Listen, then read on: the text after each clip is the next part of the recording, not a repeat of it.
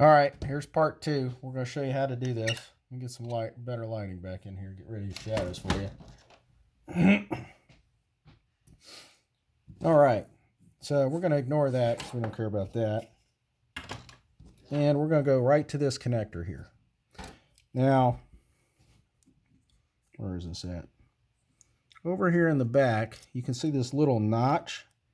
These are all I've got. You can either, I've got a nice small jeweler screwdriver here, and I've got a small depinning tool. You could use a pawl or another jeweler screwdriver that's thin enough, small enough, or maybe like an X-Acto blade. Just try not to break the tip off, releasing the pins. So this is what I'm going to use to release the pins. So the first thing we got to do is get this connector, yellow connector guide lock off here, and I'm going to pop this forward a little bit, and then there's these little detents sitting in here. If it'll focus, can't really see them here, but there's some little detents in there, and so you've got to kind of lift this up over the detents from the back. You may have to work this around a little bit until you pop that off. Now, here's the front of the pins. You can, and the pin lock is on the side here. Hopefully we can see if you can see this, but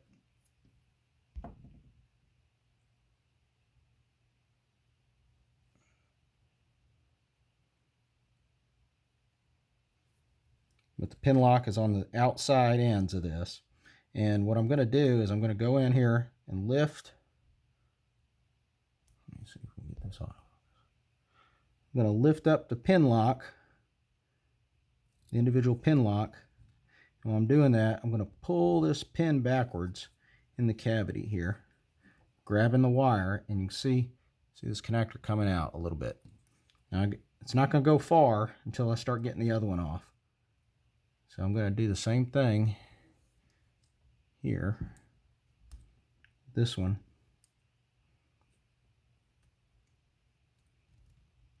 There we go. And so they're coming out the back.